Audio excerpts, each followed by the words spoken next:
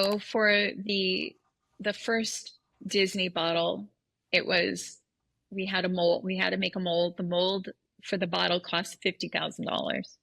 It was Mm. very expensive. And we knew we needed to raise capital for that. So we did do a capital raise for that. We had friendly capital.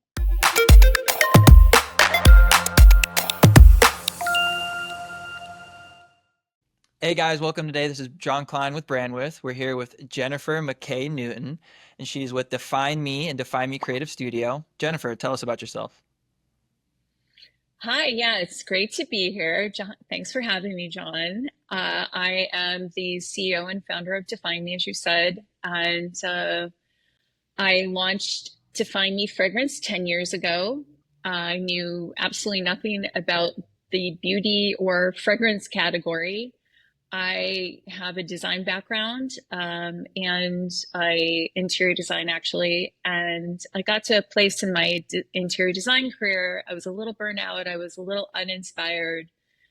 And I decided I wanted to do something on my own. I wanted to build something, but I didn't want to just build something that was like a product that would end up in the trash or it was like a one-use thing. I wanted it to be meaningful. So I ended up launching a company called Pure Designs for Living, and we were making um, these special event boxes for weddings, for baby showers, for housewarming, for you would give one to somebody that was like coming out of the hospital for healing. So I had a healing box. And essentially, it was just a box for a special occasion that you would have it out during that event. And let's say it was like a wedding shower, and people would come in and there were cards, so they would write their card and they would send their wishes and blessings to you. And it was a little bit ceremonial. So one of the components I had was a candle in it. And when I wanted to create the candle scents, I was specifically looking to create the scents that connected with that event. So let's say it was a candle for a wedding or a baby shower. So I wanted the candle to really kind of smell like a bridal bouquet, or I wanted the baby candle to smell like a baby would smell. So I started connecting intention with scent. And then a few years into that company, I was learning a lot about product development. I was learning a lot about margins. I was learning a lot about importing, and I started working on Alibaba at that point. So there was a lot going on, and I made a lot of mistakes and a lot of expensive mistakes in that company. And it eventually came down to the focus that I really wanted to put my attention on, and that was the scent. It was something that I was really good at, is something that I enjoyed. I was noticing that people were really affected by the scents we were creating. We had actually expanded the candle line into a bigger candle line called I Am. And we would make candles that were, one was called I Am Inspired, I Am Creative, I Am Loved. And once again, I was creating those scents to match with those inspirations. And that was really rewarding. I had started doing a little bit of research about doing fragrances for people, fragrance industry, perfume. And it was just something that I had this natural knack with the scents. I have a very strong sense of smell, which is a positive and a negative sometimes if it's not a good smell. But in the positive, I was really able to hone in on really getting scents that people would want to wear. And I literally one day had a light bulb moment and said, I'm going to launch a fragrance brand that is about inspiring and empowering through scent. Another little part of that was I was noticing my daughter at the time, she was having issues in middle school with her self-esteem. And I remember having that, and everyone I've ever talked to had a little bit of that growing up. So I thought if these scents can help if they connect to the limbic system, if they connect to the emotional center of the brain, if you have positive messaging in the scent and you're wearing it throughout the day, whether it's conscious or subconscious, there's going to be that connection there. And so I thought to myself, this is it. This is what I want to do. And so I launched DefineMe fragrance in 2015. Like I said, not knowing anyone in the business, and literally I would go to or call up fragrance stores, seeing if they wanted to buy our fragrances, and people would thought I was crazy. Like, they're like, what do you mean you're going to go up against the Estee Lauders of the world, the L'Oreals of the world? And I was like, I'm not going up against anybody. I'm just doing my thing. And a year later, I ended up at Cosmoprof, and I was discovered by Ulta Beauty, and they picked up our brand. And so that was really the beginning of where we are today. So it was an interesting background. It took a long time to get where I am today. We have our Define Me fragrance brand that's going very strong and growing. And then I also do collaborations with other companies. I work with Disney, I work with Mattel. I do the private label for Tilly's Fragrances, which is a store for Gen Z men. And so that's sort of the background of how I got to be where I am today. Wow, that's awesome. How did Ultra Beauty find you? So Ulta was at Cosmoprof. Cosmoprof is one of the big beauty shows. And one of the things that I decided to do is just show up and meet as many people as I could. So I really started small. I would bring my little oils. I had created the little oils by myself because no fragrance manufacturer or fragrance house really wanted to make oils for me because I was just new. No one knew who I was, and I was ordering such a small amount of oil. So I would just show up at like local marketplaces, which really wasn't my ideal. And it was kind of torture in a way for me because I was like, this is so small. But it just starting small, kind of trying to see like what the general public thought about my brand. Like, did they like the packaging? Did they like the smells? Did they connect to the meaning behind it? And so every small market was sort of letting me know like I was on track and doing the right thing, even as frustrating as it was, thinking so small. And then Cosmoprof was a big leap because the biggest brands in the world are there. The biggest, you've got everybody showing up there, having booths there. And there was an opportunity to get, because I didn't have the funds to get one of these giant booths and have it built out. And I didn't have enough product to fill it anyway. So there was an opportunity for a fragrance. They had fragrance scent area in the middle aisle. And this was it was like at the MGM Vegas or something like that. And so I was there with my little, whatever it was, like 3 wide by 5 deep little setup. And we were in the middle aisle, so everyone was walking by us. And the team at Ulta stopped by my booth. I didn't really know who they were, and I'm really glad because I would have been so nervous. Because anytime I saw the Sephora buyers come up too, and they had Sephora on their tag, and I like couldn't talk. Like I was just so nervous. It was kind of ridiculous at the time, but I think, when something means so much to you and you put so much into it you see that opportunity is right in front of you. It's nerve wracking. So it was good nerves, but Ulta ended up picking us up, and that was really the beginning of working with a big retailer and understanding what that would mean.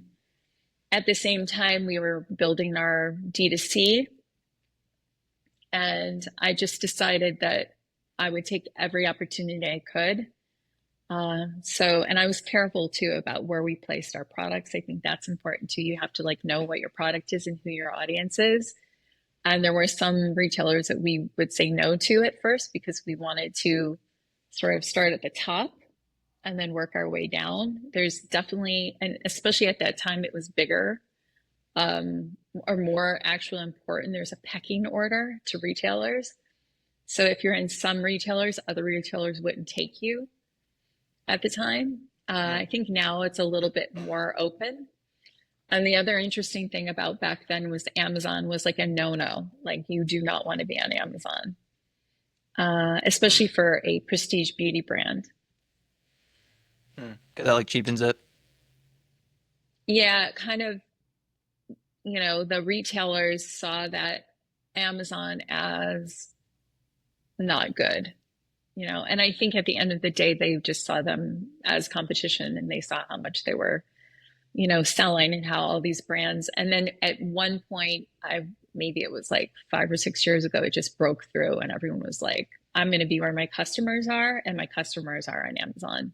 So the brands just sort of were the ones that made that decision. Mm. So Yeah. how'd you start off on your D2C? Did you make a Shopify store, kind of did it in-house, in your spare room? Yeah. Yeah. Well, I moved into an office pretty quickly, but it was an 800 square foot office. And there were a few of us in there. I was actually manufacturing the fragrances in there. It was a very simple, pour it in. We didn't even, at the time, I wasn't even using alcohol.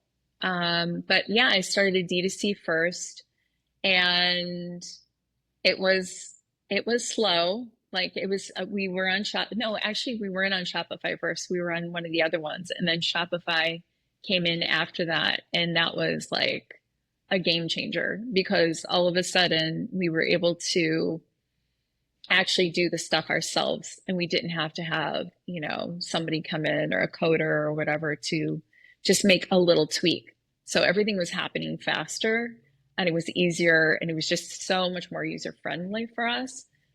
So that was Shopify was a huge game changer and it made so much sense.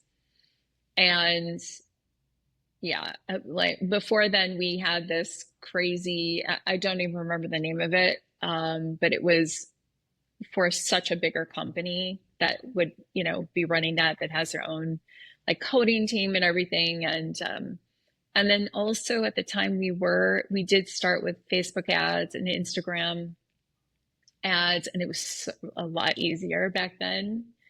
I remember one little video, it got like 130,000 views, and I was like, wow, this is amazing, and it was just so much easier. And I feel like now just getting that kind of view, just because of the, the web of ads complications, the changes that keep happening, but also the amounts of content that's out there, I think it's a little overwhelming.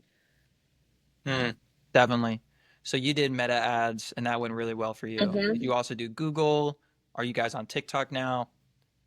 Oh yeah, we're on TikTok. We're on TikTok now. And people will say, "Where are you?" And I'll say everywhere. But I think we mostly focus on, well, no, I don't think we mostly focus on TikTok, Instagram, and Facebook. And TikTok has been a little up and down just because of all the uncertainty going on with it. Mm, We had our TikTok shop is back up right now, but previously I took it down because it was like the Wild West in terms of like people that were taking our products and selling our products. And I felt like, we have a prestige brand, we're not a mass brand. And so we have to really focus on like who we're working with, and I like to have eyes on that, and I like to like mhm. know More like control. Yeah. who's making videos of our product and what do they look like, and Right. that's really important for our brand. What's the And rev share on that? Like what's your, distribution and like what percentage is TikTok? What percentage is Meta? of our ad share, D2C. we're definitely I we don't we're not currently paying for TikTok ads. I will do advertising. I will do things here and there.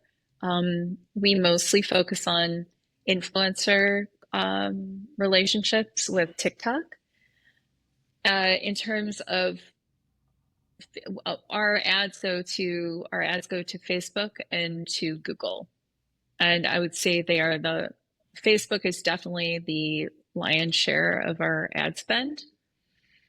And Google is about, if you break it up, I would say Facebook ads are about 70% and Google's around 30%.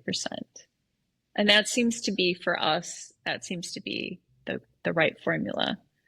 And then I will do things on TikTok like sometimes if I have a really good post or video, I'll boost that. But TikTok's just been a little bit all over the place for us. So I'm a little more conservative with spending money on TikTok. And before TikTok had broken down, where they were like, there's not going to be any more TikTok, blah, blah, blah. They owed us a bunch of money. And so I didn't want to invest any more money in them until we were paid. And we finally got paid because now they're back on track. But it was a little hairy there for a while. Yeah. Yeah. So you're in like retail. Can you tell us some about the big licensings you guys got? Yeah, sure. So in 2018, we were at another show. Like I said, if I can give anyone advice who's listening, I would say just show up where you can, as much as you can. And so one of the shows we were at was BeautyCon. We had a booth there, and we were featuring our hair fragrance mists at the time. And Disney was there, and they walked by our booth. The licensing team at Disney walked by our booth, and they liked what they saw. And so I wasn't actually at that show. I was doing another show at the time, but they left their card with my team. And I called them and I was like, hi, Disney. Like, what's up? Like, what's up, guys? Right. And it was just one of those moments that was like hindsight. It was really crazy.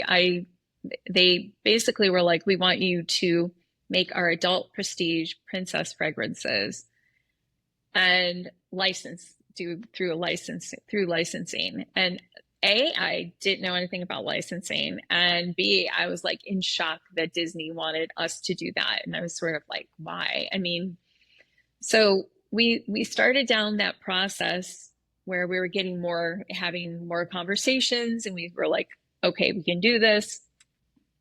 And I remember having coffee with the person from our licensing team, and I was like, you do know we're a small company, like we're really small, like you guys are Disney and we're really small. Like, are you sure this is a good fit for you guys? And she's like, absolutely. We work with small companies all the time. And I was like, whoa. So that was quite a learning curve for me, because it wasn't like we started out with a small licensing deal. I mean, we were working with Disney for our first Yeah. licensing Oh deal. my goodness. But, like that was part of what I did. I always jumped in head first and said, I can figure this out. I mean, I had already been in business for a few years. I was like, well, if we're going to grow this, let's go for it. So it was sort of like, Yeah. let's say yes and then figure it out later. Sort of my approach to running Yeah, this that's much company. most entrepreneurs right there, build a parachute after you jump out of the airplane. Oh That's my great. God. Yeah. It's a Give little us crazy. give us Hmm. some layman terms for doing a licensing. Yeah. So I didn't pursue them. They pursued us, but if you want to do licensing, if you have a brand and there's something other brand that you feel like you can collaborate with, there are places you can go. There are actually trade shows that you can go, and if you just look it up on ChatGPT, you can figure it out.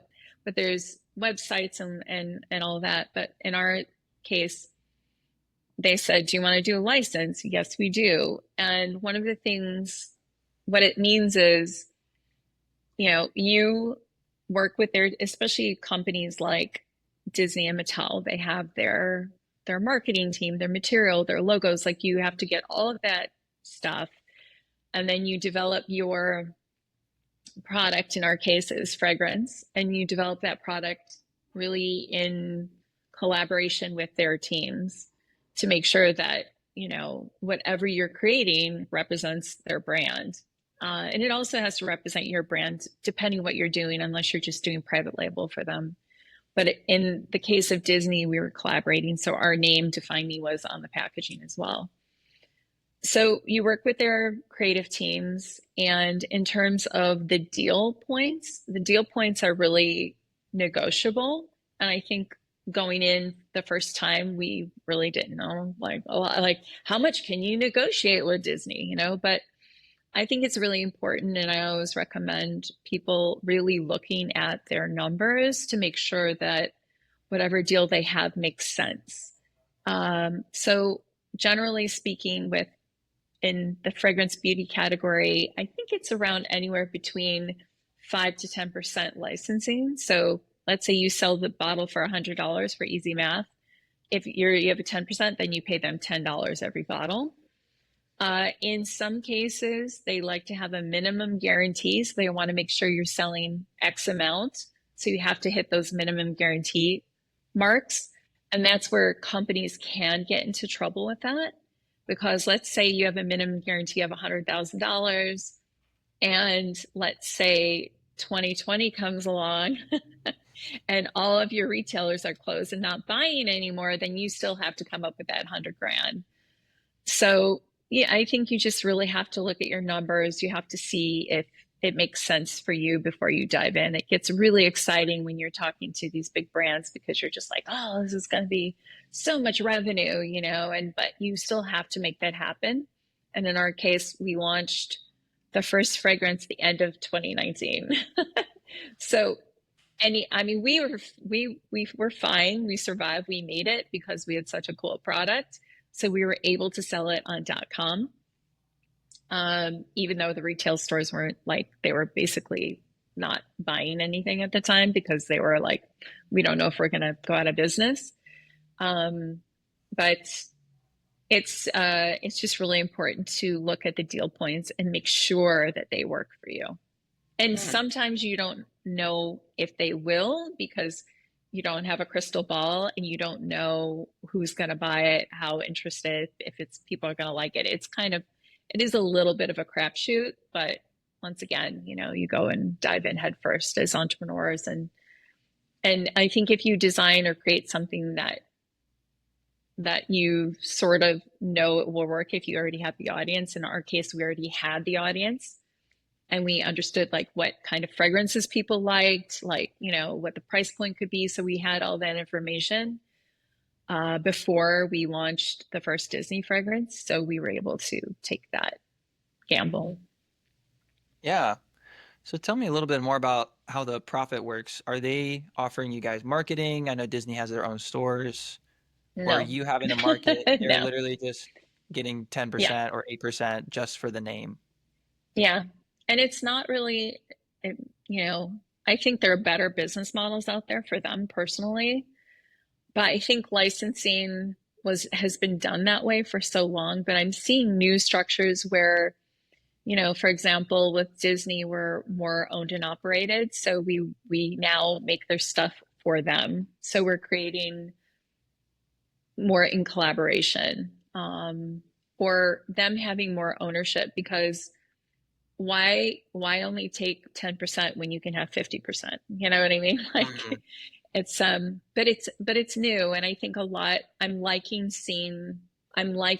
enjoying seeing people thinking out of the box a little bit more, because I think bigger collaborations and partnerships, I think that they benefit both parties a little bit more.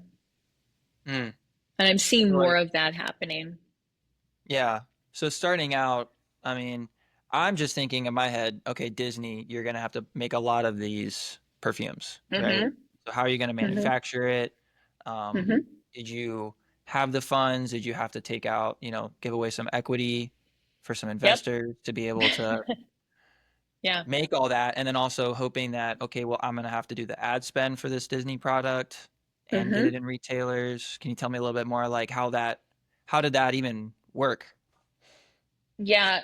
So for the first Disney bottle, it was we had a mold. We had to make a mold. The mold for the bottle cost $50,000. It was Mm, very expensive. And we knew we needed to raise capital for that. So we did do a capital raise for that. We had friendly capital. And and like in hindsight, I think now I do things very differently than I did. I wouldn't have spent that much on a mold. I would have done the second time the subsequent bottles, we used a stock bottle and just had it decoed just to save on those costs because just put, $50,000 for something for a small brand that you don't know is going to work is it's too much.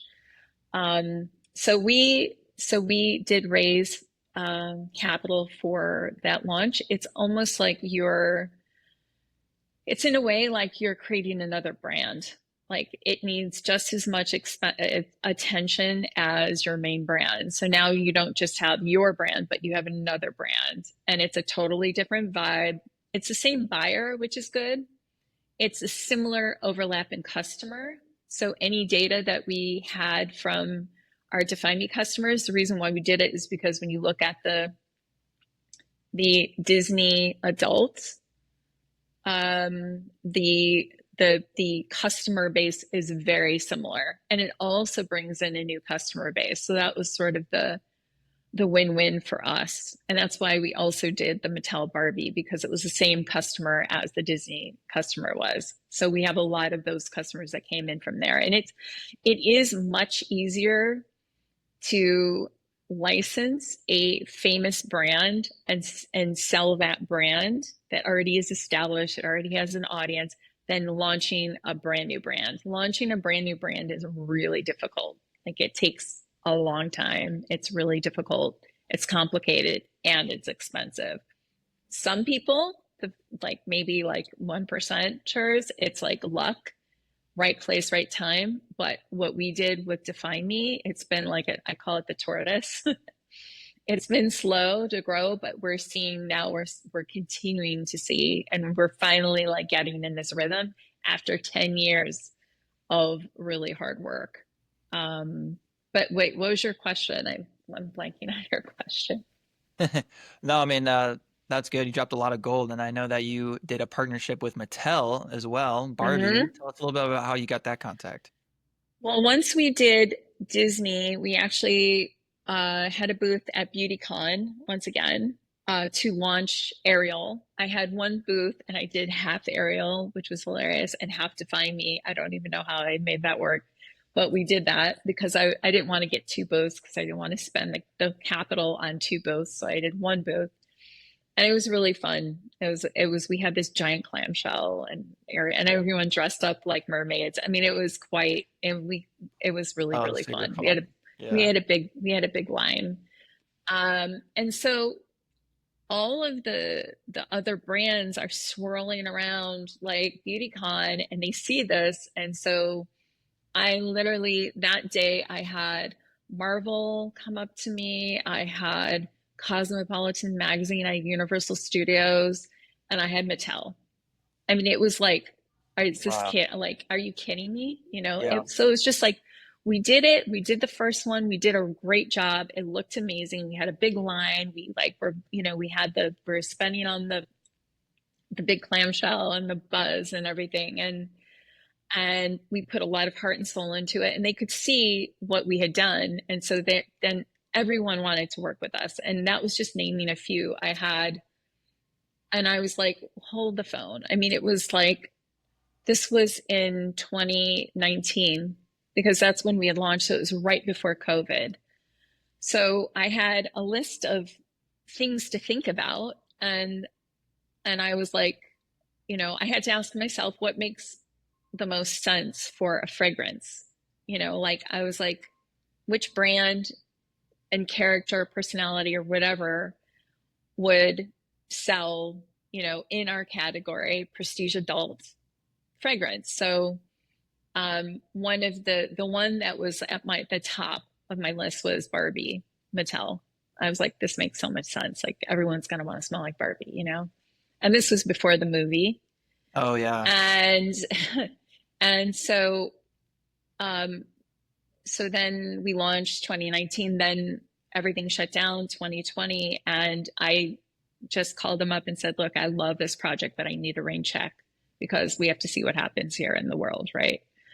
With COVID shutdowns and everything. So I did. And then I got wind of the movie. I knew that things were starting to open up again. I was like, I want to do this. So I reached out to the team again and I said, hey, if you guys are still want to work with us, we want to work with you. I also have a memory visceral connection to Barbies because when I was a kid, I had loved Barbies. And during my parents' divorce, I used to play with my Barbies and they would help me feel better.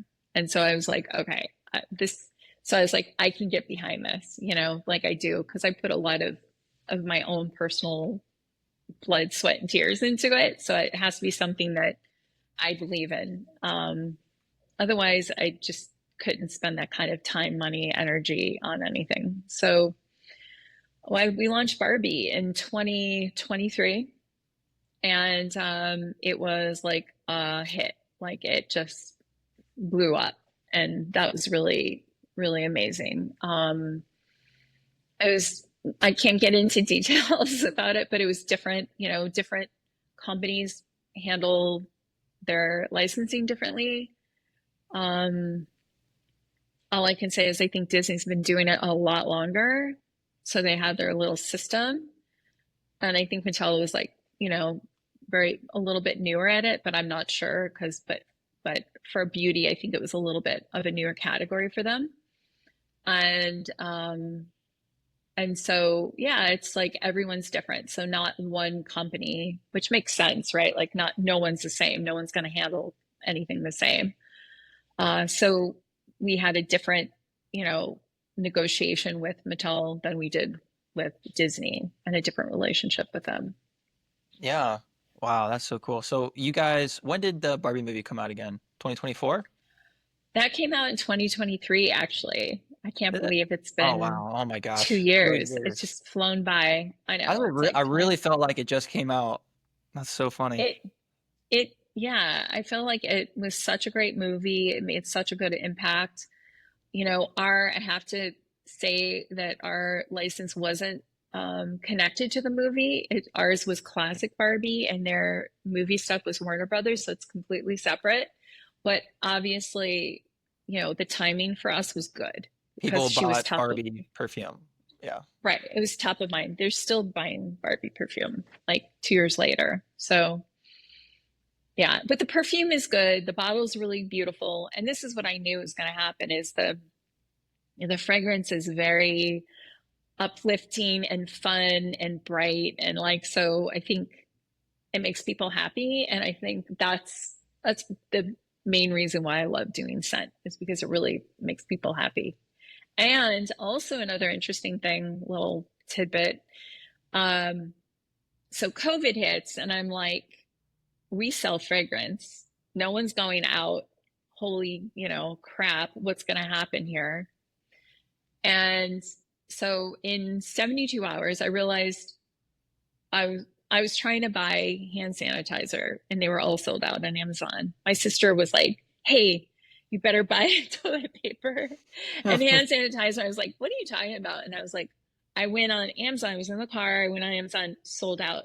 And I looked at my husband. I was like, "Look, this is serious." And he's like, "Oh, don't." I was like, "No, like they are sold out." And I was like, I Googled, I remember on my phone, I Googled how to make hand sanitizer. It was just like alcohol.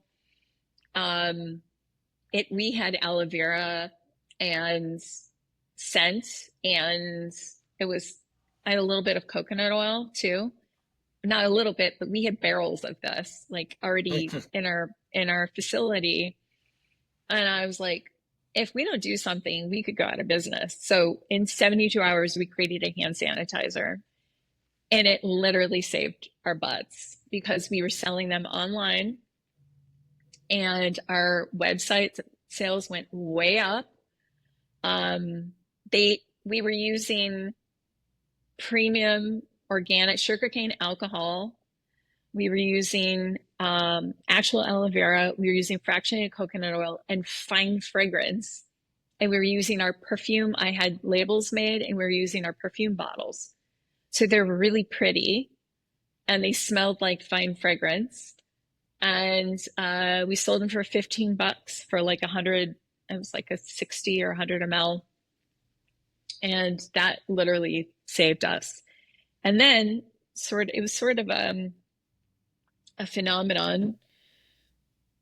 People were stuck in their homes, but they were like candle sales went way up, like went through the roof, as did fragrance sales.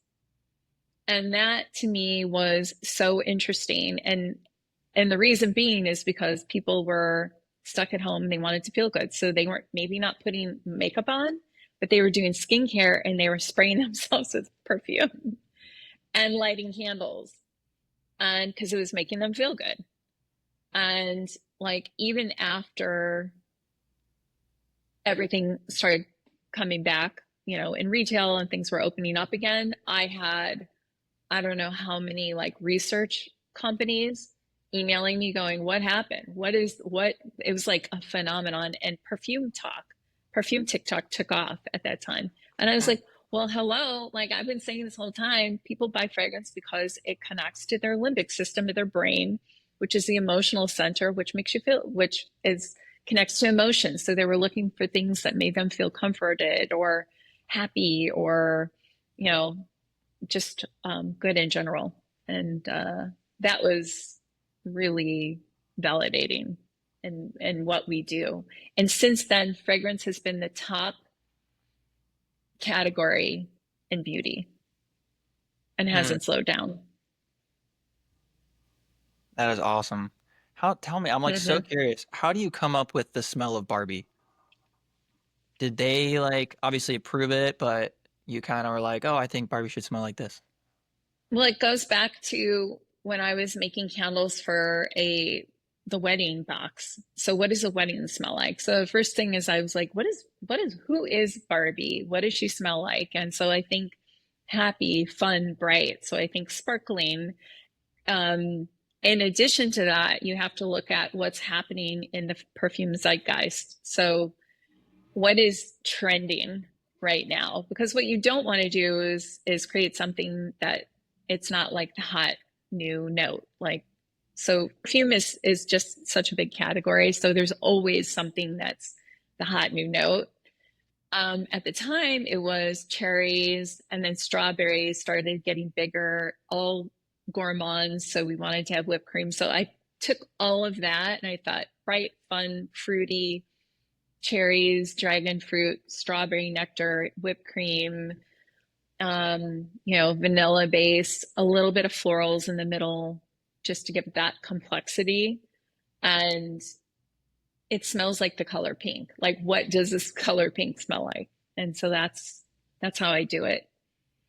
And I work with amazing perfumers. I'm not a perfumer. I am technically a perfumer. The definition of perfumer, it makes sense but I consider myself to be more of like an art director. So I kind of like come up with the concept, and then I go out and I get it made to, to meet what I'm looking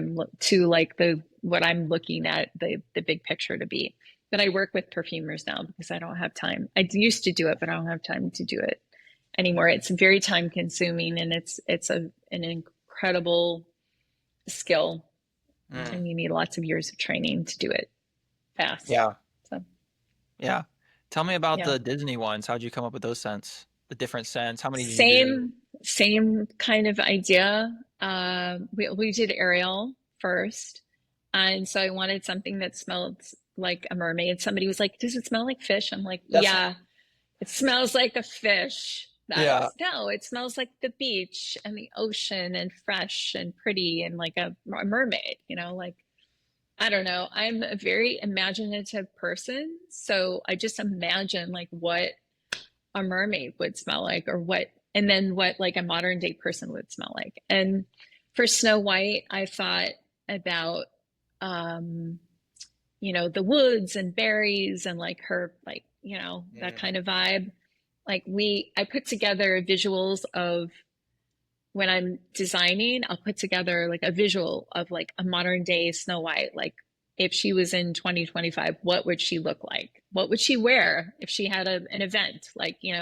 So I really conceptualize the whole thing.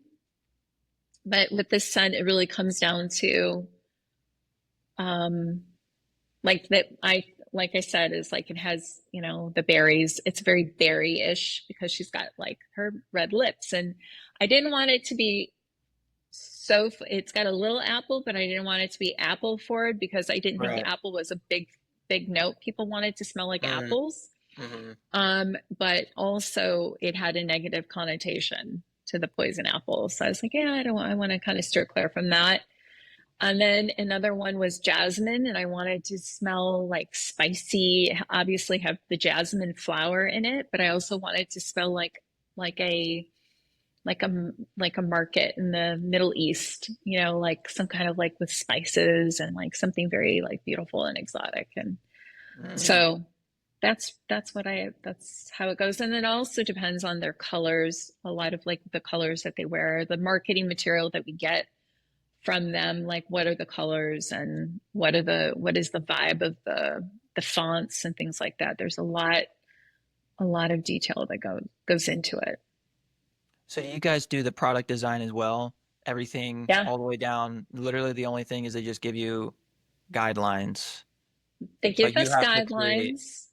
Yeah. And then we create the perfume, the packaging, everything. Wow.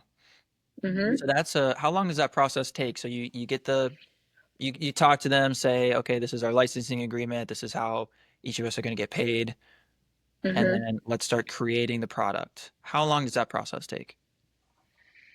Yeah, it depends.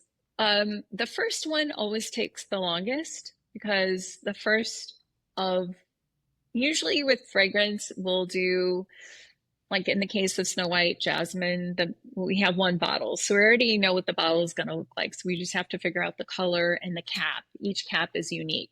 Like Snow White has a heart cap, and then Jasmine has like the rooftop. I forgot what it's called, but it's like a rooftop. It's really like, I don't know Pointy. it's like. But yeah, it's really cute. Mhm. But it feels like that Marrakesh kind of like vibe. So on a new project, and it just depends how complex the bottle is, whether we need to do a mold. If you have to do molds, that could take, 2 months, 3 months just for that. So we try to do everything all at the same time. So we start the design, and at the same time, I'm developing the fragrance because the fragrance is usually the longest um, period of time that you need because it just depends it just depends on the team you're working with. If they're like, we trust you, we know what you're doing, then it's easy, right? Because then, but a lot of times there's in the big companies, for example, there's a big team and there's a lot of opinions. And when there's a ton of opinions, it can take a little more time Yeah. because you know and the other interesting thing too is like I'm the fragrance expert. I will say I'm the fragrance expert and I've done a really great job. I'm not tooting my own horn, but it's sort of like if you're bringing me in as a fragrance expert, I think the best thing is kind of like really lean on me on she knows what she's doing, that's why we brought you in, kind of thing. um so if they let me do my job, I will give them, because I care a lot. Like I want, like I'm not going to make something that a lot of people aren't going to like love or buy. So I think I'm the pickiest when it comes to the fragrance itself. So if I say this is ready to go to market, then I, you know, I hope over the years I'm gaining that more of that trust, which I think I am. But it is complicated because fragrance is so subjective, Mm. so subjective. So, um, like How I've do you had, how do you market for that? I mean, is there, there's demographics and there's God. yeah. So, yeah, how do you market fragrance like on Well, like, online? well, no, like with your what you're saying, it's so subjective, the Mm, fragrance. And I know, and correct me if I'm wrong, but I'm pretty sure like a cologne on a guy on the hmm. skin would smell different on a different guy on his skin, just the way that the chemicals To a react. Is that a point, thing? yeah. I mean, I think to a point, but there are definitely fragrances that, well, like I mentioned, there are things that are kind of in that are popular, like gourmands, for example. Gourmands are very like vanilla, edible, like food, like, they like cinnamon and, um, cookie dough and things like that.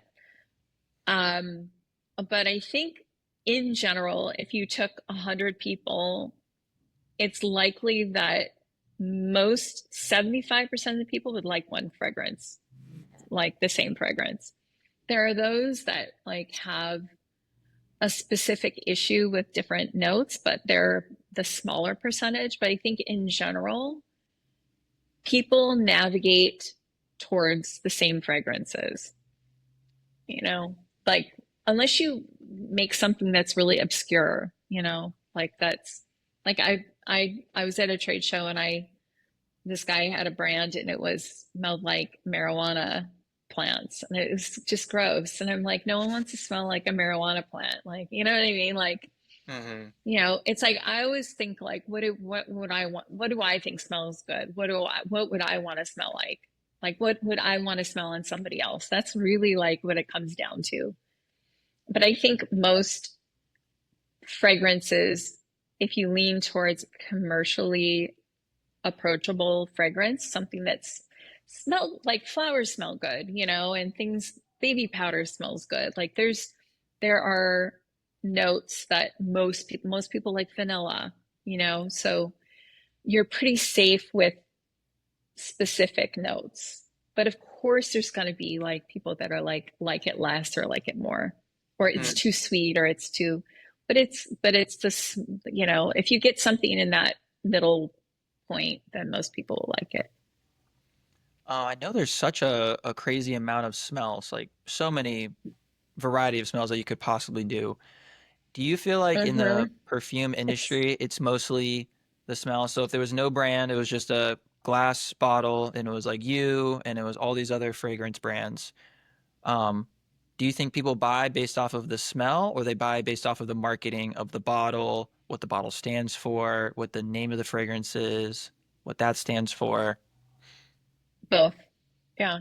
I think that a lot of brands that are out there that are popular because I think people will see, it's changing a little bit, but I was going to say, people see a $300 bottle and just like love it because it's so expensive and this and that and the other, where there could be a $20 bottle and it smells just as good, but they don't value it. There's that. But I think you need it all. You need to have great packaging, great brand identity, great, good, reasonable price point, and I think but at the end of it, the scent has to smell good. I've seen some like really cheap, ugly little bottles, but the fragrances are amazing, and I've seen them take off on, social media specifically. Mm. But How do you, people aren't really proud. yeah. You don't want to be on the ugly bottle list, which they have that. You don't want to be like the ugliest bottles in my collection list. You want to be on the prettiest bottles, right? So I think that there's something about buying something just for the way it looks in terms of fragrance and having it there. But if you can get, it's like I don't know, the triple threat or whatever, the golden ticket. If you can get the bottle right, where it's beautiful and people love it, and the fragrance, like that's perfection. How do you, so like my biggest thing with buying fragrances for myself or my wife is what does it actually smell like, right? So Hmm. how do you market across the actual smell of the perfume? So if I'm going online on your website, I'm like, wow, I'm so curious on what the Barbie perfume smells like. I might think about getting it for my wife. Um, that's like such a hard thing because it's like there's so many options. Which one do I like better? How do you navigate that, and how do you answer that question for your consumers? Yeah. Yeah, that's a good and very popular question because people will say, well, how do you sell perfume online? And I was like, well, you communicate really well. So you communicate what it smells like, and you do that through the notes. I think a lot of people that um, have some experience with fragrance are familiar with what they like. So, like we have categories, so we'll say warm and spicy, fresh and fruity. So people generally, know, but we use a lot of like this is great for the summer. This is beachy. This has, cherry, pomelo, Hmm. sparkly. So you just get very specific with the notes. On top of that, influencers. So, fragrance influencers, a lot of the influencers will have people following them that have the same taste. So, if the fragrance influencer is honest with their reviews and people trust and respect them, if they say you will love this, this is a blind buy, basically like you're gonna like it, then they'll buy it. So we launched a fragrance with fragrance influencer Sniff with Steph. She has a she had around 100,000 at the time following on each platform ish, not exactly, but it was around there. So it wasn't huge, right, to launch something with somebody, but they were highly engaged and they love and trust her. And so it was an experiment for us. But we worked with her. We launched her first fragrance, which is a very unique fragrance because she was like, I don't want to have anything like anything. I don't want to make anything like anyone else has. So we're like, okay. So she ended up making a beautiful gourmand, but not too gourmand, rice pudding, cardamom, sandalwood, creamy fragrance. And Sounds good. it was $100 a bottle. It is really good. It's $100 a bottle, and we sold out. We only launched around 2,000 units because we weren't sure how it would do, and we sold it like that many, and we were Wow. like out of stock. Yeah, and I was like, oh. And so here's this girl who doesn't. She's got a good following, but it wasn't like the biggest influencer, and she sold that many bottles of fragrance. And it was because she's built trust, because people believe her. There are other influencers we worked with that have millions of followers, and they've talked about our fragrance, and we have sold one bottle of fragrance. Mm. uh, and it's really because they're more entertainment. People follow them because they're more funny, or they're like make them laugh, or they're just kind of like, you have to whatever, they're intriguing for whatever reason, but they say everything smells good. So people don't really trust them. They want people that are like, you can, as an influencer, there's a way to, you don't like something without being rude and messing up a brand's, reputation. Cause it's very hurtful when an influencer comes on and just says something very flippant about your brand, like they don't really care. And you're like sitting there like, well, what the hell, Yeah, it's like because it is subjective. Um, but to answer your question, we it just you just like influencers, that's a big thing. Product description, note description, reviews are good, word of mouth, all of those things really are helpful. oh, I bet reviews are good. That way you get different Yeah, subjective opinions on what they thought it smelled like. I that is my favorite thing. I love are just not influent or people that are on social, but they're not like big influencers or anything like that. When they come on our website and they write these big old like 3 paragraph long reviews, it is my favorite thing. I absolutely love it. Everyone talks about it in the office. And I, from time to time, do videos on them. That's good. I will read the review as a video, and I have like I'll like set the scene.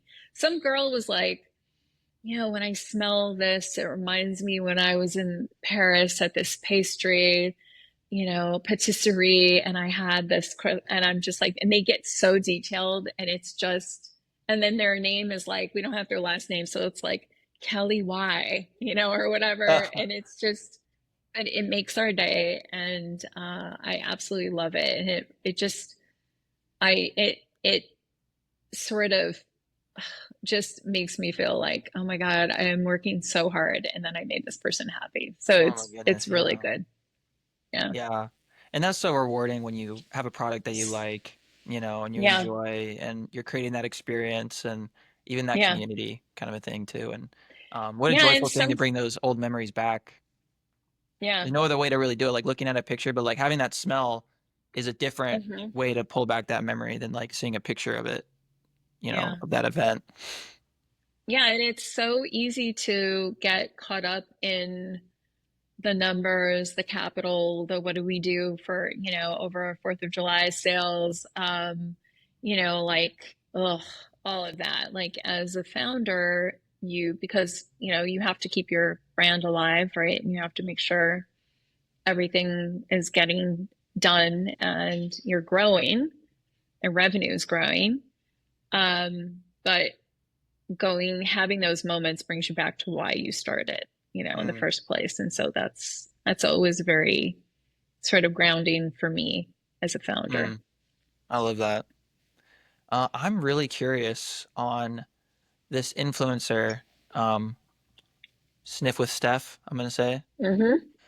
How did you do like a licensing? Because so you did Disney first, right? And you're like, oh, this Mm-hmm. influencer wants to do something with us. I know you probably can't talk too much about the deal, but did she put in capital or is she getting like a 10%? So it's your brand, but you're like made it yourselves and she's kind of getting that licensing fee for her own audience. How do She you kind of structure doesn't, that? yeah, it's not a licensing deal. I think every deal is, her deal is more of a partnership. So we have a revenue share in that.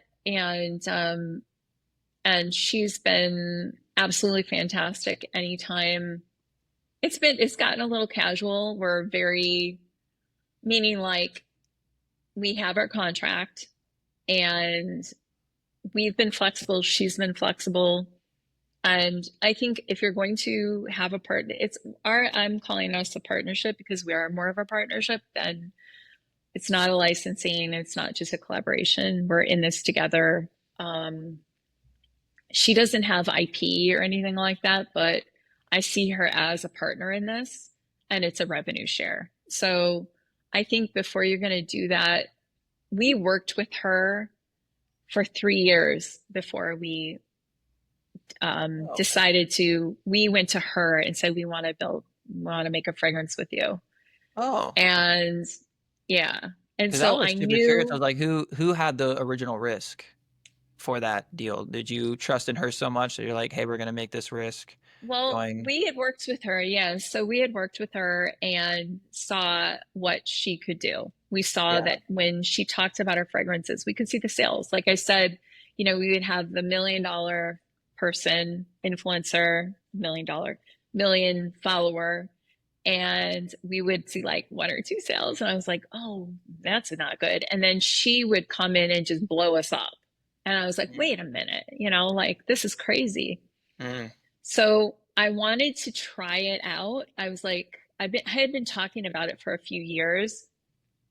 And so I wanted to try it out. So we came up with a plan and we're like, let's just see if it works. Like, once again, you know, the parachute thing. But I was like, let's only commit 2,000 bottles. That was on us. We paid for that.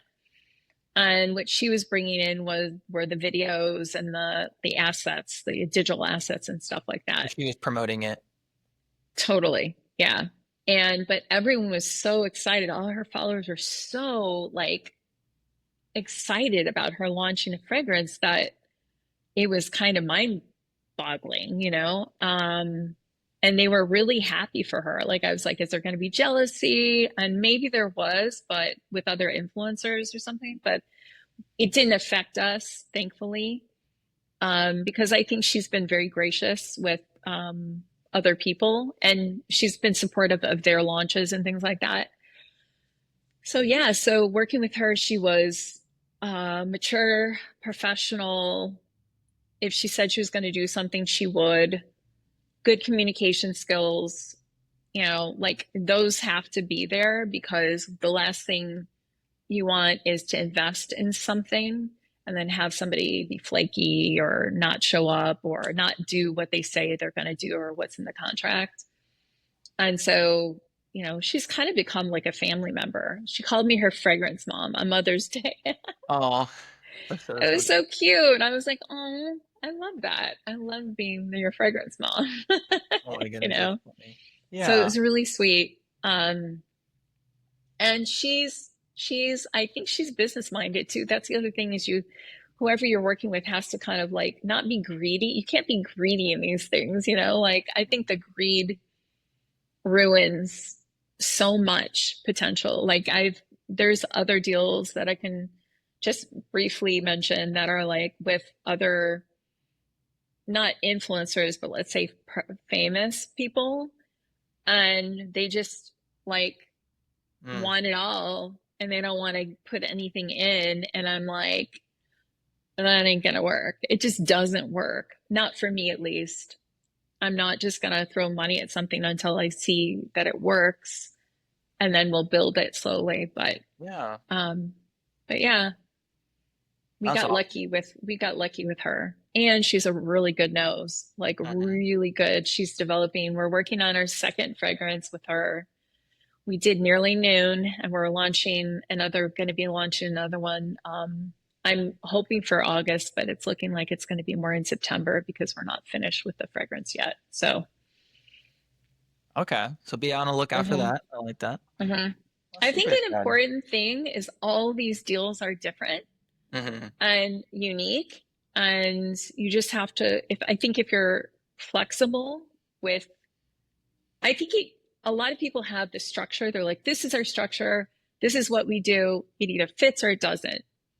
I love that idea because it sounds neat and tidy, and you have a system, and it's probably, the best way. But I feel like if you look like that, it's kind of like other opportunities out there might be more interesting. So I like to be, I like to be open about, I have, gosh, I mean, like 5 or 6 deals, and they're all different. Hmm. But Yeah.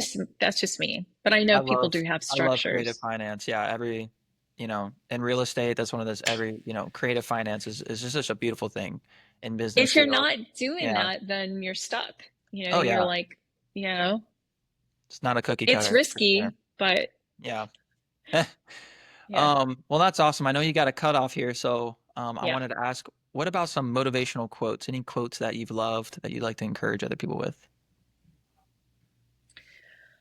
Motivational or not encourage? quotes. Some heart-wrenching quotes, something. Oh God.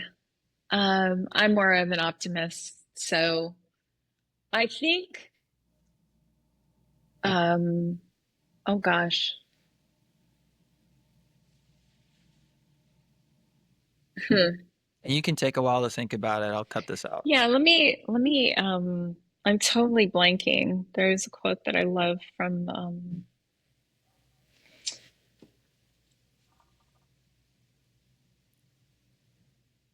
it's so funny because I'm taking this course right now on, um, maybe this is edited, but I'm taking this course on memory and brain because it helps you remember names. It helps you, it's really cool. It's by this guy, Jim Quick.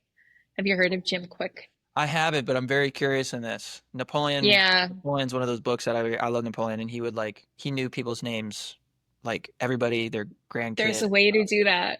I Yeah. just learned that.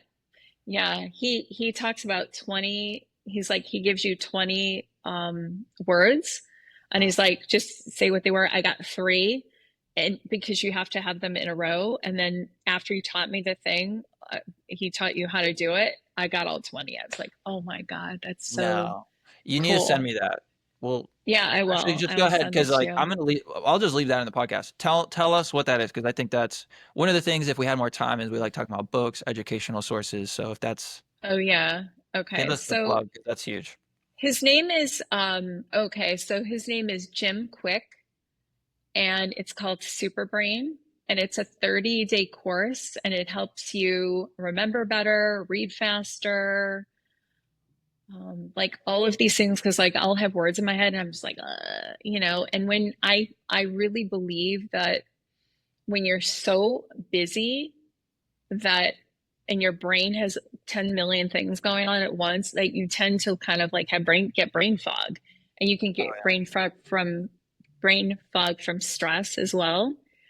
And so I'm taking this course. It's 30 days. Jim Quick, Kwik. He had a brain injury as a kid, and yeah. he by 18, I believe, he wasn't able to read yet. So he was like, I have to do something about it. So he taught himself all of these basically ways of remembering things, of reading faster, better, obtaining more information, being able to process more information. And when you meet somebody and like 5 seconds later you forget their name, Mm, yeah. yep. So I was like, this will come in handy, and I think it's really important, especially as you're networking and Yeah. meeting new people and making connections. You want to remember their name. I always remember people's details about them, but I won't remember their name. But I'll remember, like you said, Same. my wife goes to the beach and takes my son. Like I remember all of these details, Mm, but I want to remember your name too. So yeah. What's um, how deep are you into that? You started it? I'm it's supposed to be 30 days, right? So Uh-huh. this is the other thing is maybe this is my quote. Don't be hard on yourself. All Give right. yourself grace. If something's 30 days and you missed a couple days because you were taking a day off and relaxing or spending time with your family, don't worry about it. That's my quote. Okay. Because I don't know. We're entrepreneurs are really perfectionists. We beat ourselves up. Mm, We're so hard on ourselves. And I think we need to be a little bit like look at the successes and take the time to really celebrate those. And I'm guilty of that, not doing mm, that. And I think that that's so important. It's just like look back and say, like, take a moment and say, look at how far I've come. Sometimes I think I can't even believe we've survived this long. Like I'm like, holy shit. There have been moments mm. where I thought we would go out of business. COVID was one of them. It was a big one. And it's like, how, how do we hang on? I think you just have to kind of see everything as a puzzle and pivot as you go. And, don't think about the failure. Think about how you're going to get out of this hole you're in. I love that. um, yeah, I love that. yeah. I forgot. I don't know. I don't remember the quote, but that is my biggest thing. I think don't give up Yeah. and pivot.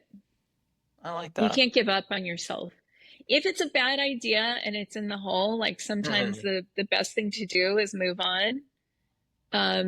But in the case of what I'm doing, I didn't have a plan B. So mhm. I'm like, if this doesn't work, I'm in a lot of trouble. So I have to make it work. That's awesome. At my Well, age, I don't Jennifer. really want to go work for anybody else. Oh yeah. I can't. I would be a nightmare employee too, Oh. because Wow. I would be like, I go in, I help other companies, like friends or whatever. I help, and I'm like, if it's not up to standard, I am a nightmare because everyone just is like, oh, who is this woman? Like, what is she Yeah. doing? Like I'm like a wrecking ball coming in. It's just like not Yeah. good. Well, some people need that, but we do True. a lot of consultations and it's like it's rough sometimes and it's like okay, you just like you got to be professionally blunt at a lot of times. Say you're doing Ugh, this wrong. you This know is what this is though? wrong, Like, but it's okay. There's a light on the other end of the tunnel. Just do this instead. Quick hmm fix. But this is bad, all of it. It's yeah, systems and and I a lot of it's feel procrastination too. Complacency. That's my biggest complaint is Mm. when I go into a situation and I see that the people don't really care what they're doing. They're just collecting a paycheck. And that is my biggest beef. I would never have anyone ever on my team that was complacent. Mm-hmm. You just can't, like you'll go out of business if you do that. If Yeah, you have not if you want to people, grow. yeah. All right. Well, I I love that. I have to I was gonna get say going. let's get Mhm. going. Jennifer, such a pleasure talking to you. Give us some plugs. What if we want to buy some perfume? What if we want to hear more about you? Yeah, so you can buy and check out all of our amazing perfumes on definemefragrance.com. If you're interested in learning more about the creative studio, the collaboration with Disney, Mattel, we also just launched a line with Tilly's. We have a new, next year, we're going to be launching a major designer. I can't say who it is yet. We haven't announced it publicly Exciting. yet, but I'm really excited. It's going to be off the charts amazing. The bottle's amazing. The perfume's going to be incredible. If you want to learn more about that, you can find us at definemecreativestudio.com. It's define me as define DEFINEM as in me, me.com. So that's where you can find us. And then I'm on LinkedIn, Jennifer McKay Newton. I have a decent LinkedIn following, sort of. And social media is Define Me on Instagram, Define Me Fragrance, TikTok, Define Me Official, and the same Define Me Creative Studio is on. So you can find us on Instagram, TikTok, Facebook, LinkedIn, all that. Awesome. And if you guys are on YouTube, I'll put that in the description. We'll get some stuff from Oh, her. yeah, we are on YouTube actually. And I think YouTube's great. And I really want to focus on YouTube coming I up hear you're soon. coming out We're with a going to podcast too, possibly. So keep a lookout for that. Right. Yeah, yeah, I'm thinking about it, Thinking what I about want it. to do. Yeah. hmm Well, that's I think awesome. it's gonna be a different category, but I don't know. We'll see what happens. Well, very cool. Very cool. Well, Jennifer, thank you. This has been John Klein with Brandwidth. If you guys had any value out of this content, if you would consider subscribing, leave any comments with any questions y'all have, and send this to a friend who can benefit from this content. Appreciate you guys. God bless.